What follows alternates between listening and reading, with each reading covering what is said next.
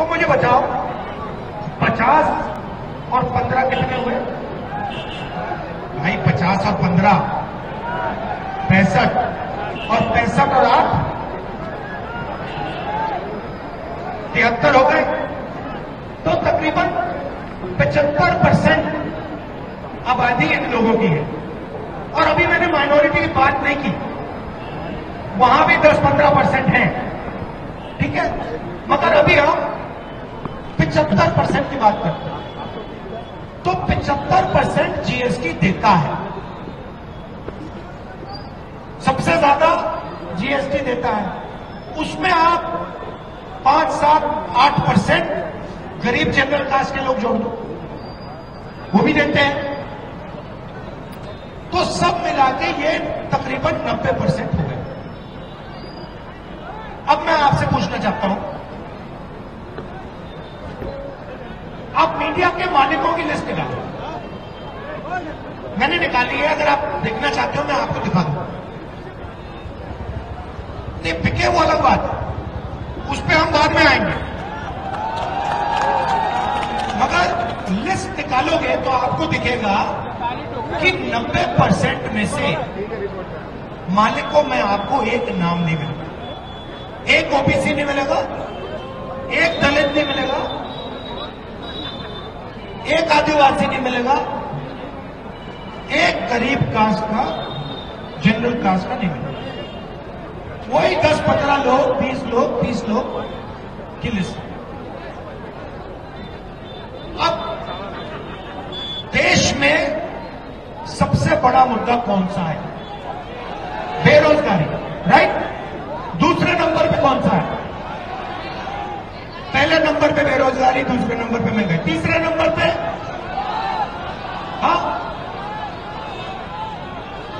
तीसरे नंबर पर भ्रष्टाचार, राइट। तो पहले नंबर पे भीड़ से पूछा, पहले नंबर पर बेरोजगारी, दूसरे नंबर पर महंगाई, तीसरे नंबर पर भ्रष्टाचार। तो मुझे बात समझाओ भैया कि मीडिया पे 24 घंटे अंबानी जी की शादी के बारे में क्यों बातचीत चल रही है?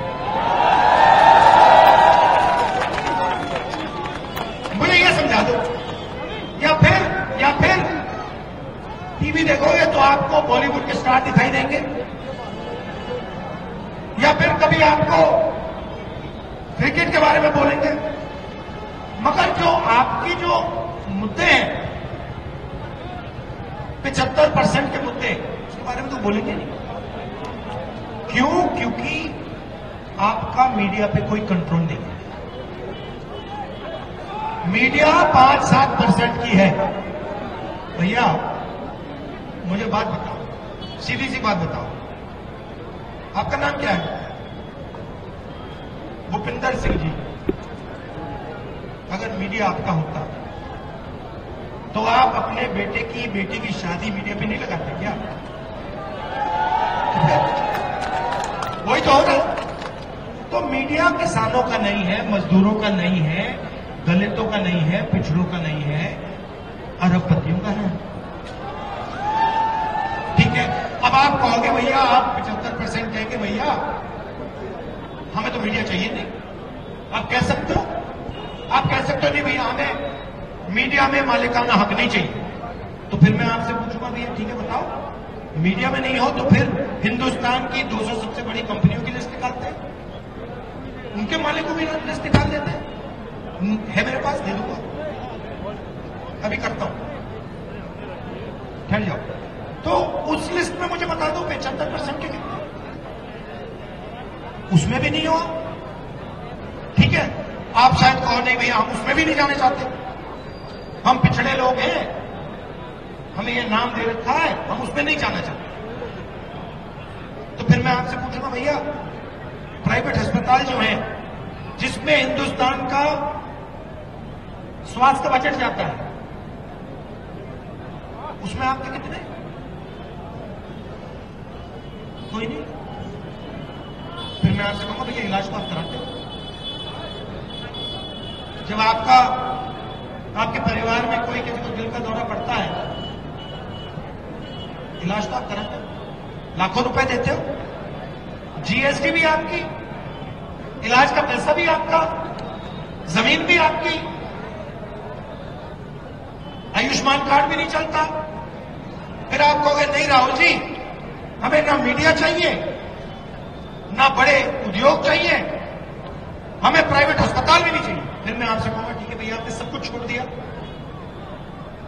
स्कूल और कॉलेजेस के बारे में बता दो। स्कूल और कॉलेजेस, प्राइवेट स्कूल और कॉलेजेस की लिस्ट निकालो, उसमें आपको मालिकों की लिस्ट निकालो, उसमें आपको एक ओबीसी नहीं मिलेगा, एक दलित नहीं मिलेगा, एक गरीब पिछड़े, एक गरीब जनरल कास्ट का नहीं मिलेगा। तो अब वो कहां? नरेंद्र मोदी जी कहते हैं भारत माता की जय। भारत माता है क्या? भारत माता आप लोग हो। 75% दलित, आदिवासी, पिछड़े। जैसे आपने बोला भारत माता की जय, उसका 75% दलित, आदिवासी, पिछड़ा, उसमें गरीब जनरल कास्ट का जोड़ दो 5%, 7%। तो आप भारत माता की जय में हो कहां? आपसे रोज कराते हैं जन गण मन, आप गाते हो, झंडे को सलूट देते हो, मगर आपके लोग हैं कहां? मैं बताता हूं, मनरेगा की लिस्ट निकालो, मजदूरों की लिस्ट निकालो, वहां आपको मिल जाएगी। कॉन्ट्रैक्ट लेबर की लिस्ट निकालो, वहां आपको मिल जाएगी लिस्ट। ये जो सड़क बना रहे हैं, हाईवे बना रहे हैं, भूखे नंगे हैं, इनकी लिस्ट निकालो। इसमें आपको गरीब जनरल कास्ट का मिलेगा, पिछड़े लोग मिलेंगे, दलित, आदिवासी मिलेंगे। अब पहले क्या होता था? पहले आपके लिए एक रास्ता था। कौन सा रास्ता था? सिर हिला रहे हो, मतलब कौन सा था? क्या नाम है तेरा? हाँ गौतम जी, खड़े हो जाओ यहां पे। मेरा मैं टेस्ट लेता हूं, क्या करते हो? पढ़ाई करते हो? क्या पढ़ाई कर? कॉम्पिटिशन की तैयारी कर रहे हो? कॉम्पिटिशन की तैयारी कर रहे हो? मुझे बताओ, पहले पिछड़ों के लिए, दलितों के लिए, आदिवासियों के लिए, गरीब जनरल कास्ट के लिए कौन सा रास्ता होगा? घबराओ मत, नहीं जानते हो तो कहो नहीं जानते, कोई घबराने की जरूरत नहीं। पब्लिक सेक्टर, बीएचईएल, एचएल, ये एक रास्ता था, सही? हाँ, जोर से बोल भाई। ओके ओके, पहला ये था। दूसरा रास्ता था, अगर कोई देश की रक्षा करना चाहता था, सेना में जाना चाहता था, वो दूसरा रास्ता था। आर्मी में जवान की लिस्ट आप निकालते, उसमें आपको दिखता गरीब जनरल कास्ट के लोग, पिछड़े, दलित, आदिवासी, माइनॉरिटी से भरे होते थे। फिर सरकारी नौकरियां होती थी, स्कूल, अस्पताल, इसमें गरीब लोगों को जॉब मिल जाती थी। मिलती थी नहीं मिलती थी? मिलती थी। सब रास्ते बंद कर दिए। आर्मी वाले रास्ते को अग्निवीर बना दिया। अभी बताओ, आर्मी वाले को अग्निवीर बना दिया। उसके बारे में भी थोड़ा बताऊंगा आपको। पब्लिक सेक्टर को पूरा प्राइवेटाइज कर दिया। पब्लिक अस्पतालों को उन्हीं तो 20-25 लोगों के हाथ कर दिया। स्कूल कॉलेजेस को उन्हीं 30-40 लोगों को पकड़ा दिया। अब होता क्या है? आपके साथ क्या होगा मैं बताऊंगा। नाम क्या पूरा? सन्नी गौतम सर। सन्नी गौतम। देखिए मैं आपको बताता हूं होने वाला क्या आपके साथ, और आप अकेले नहीं हो। सबसे पहले क्या होगा, आप सोचोगे कि यार मैं ऐसे करता हूं, मैं देश की सेवा करना चाहता हूं। तो जब आप 14 साल के हो, 14 साल के थे, तब आपने डिसीजन लिया कि भाई मैं क्या करूंगा, मैं सुबह उठ के रनिंग करूंगा, मैं अपनी फिटनेस बनाऊंगा, थोड़ी वेट लिफ्टिंग करूंगा, और फिर मैं आर्मी में जाने की सोचूंगा। पहला रास्ता ही है। आपको कहेंगे भैया देखो वो सब ठीक है, मगर हम हथियार अदानी को बेचना चाहते हैं, तो आप ऐसे करो, आप अग्निवीर में आ जाओ। अब आप लड़ोगे,